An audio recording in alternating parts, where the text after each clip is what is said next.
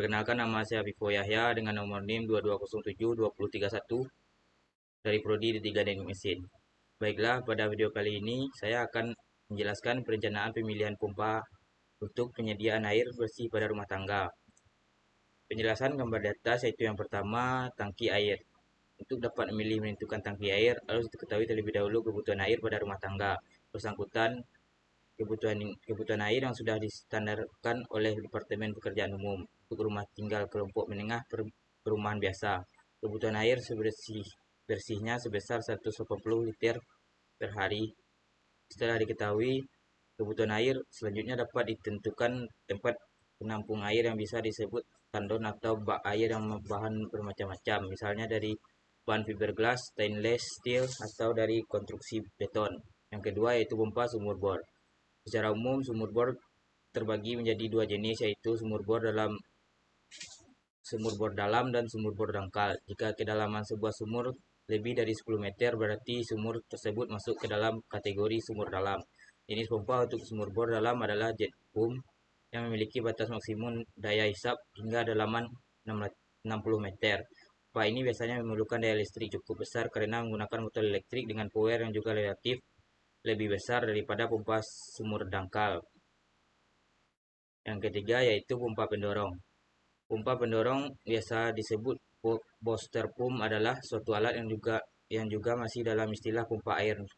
Namun kegunaannya hanya sebatas untuk mendorong saja dan tidak mempunyai kapasitas daya hisap seperti umumnya pompa air yang lainnya.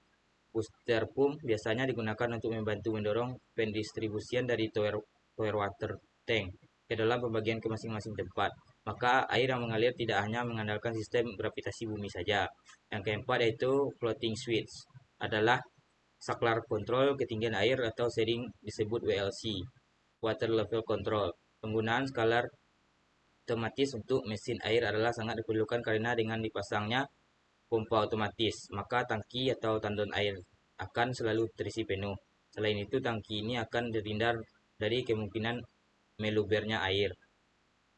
Yang kelima yaitu flow switch atau water flow switch adalah skala otomatis pompa air yang bekerja karena adanya dorongan air saat keran dibuka. Air dari tangki atau sumber akan mendorong lidah sensor pada flow switch dan menyambungkan pompa dengan sumber listrik dan pompa hidup. Yang keenam yaitu stop keran.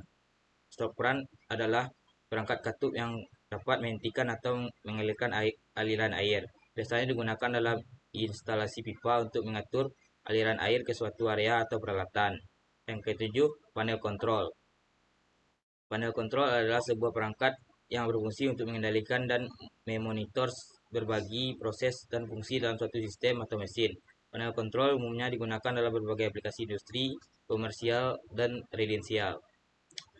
Baiklah, masuk pada contoh soal, yaitu pipa untuk menyalurkan air menempel pada sebuah dinding rumah seperti terlihat pada gambar berikut. Perbandingan luas penampang pipa sebesar dan pipa kecil adalah 4:1.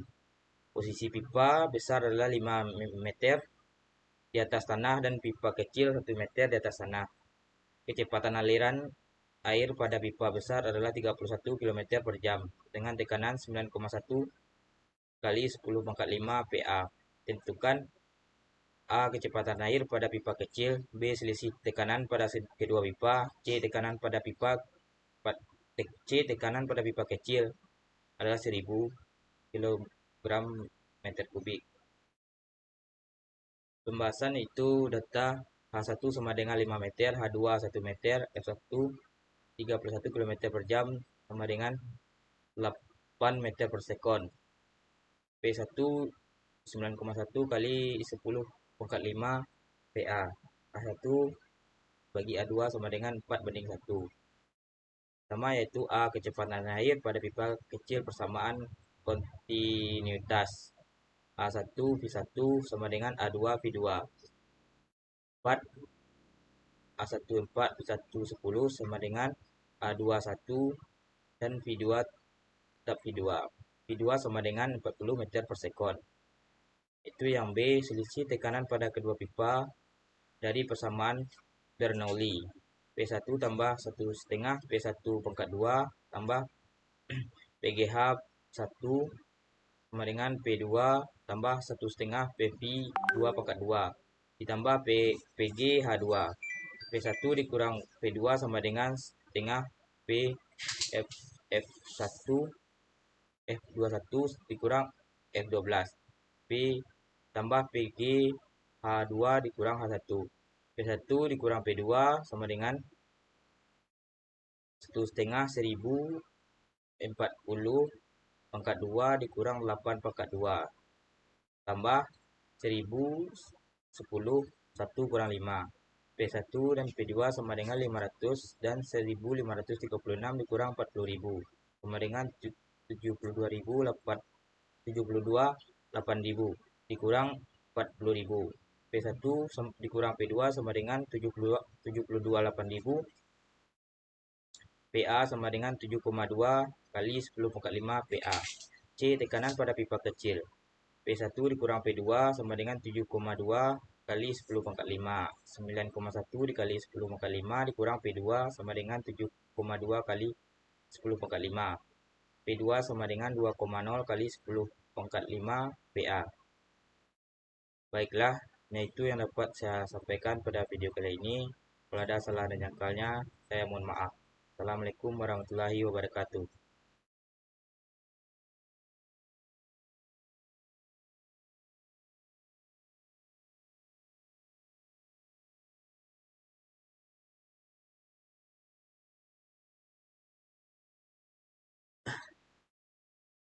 Salah saya.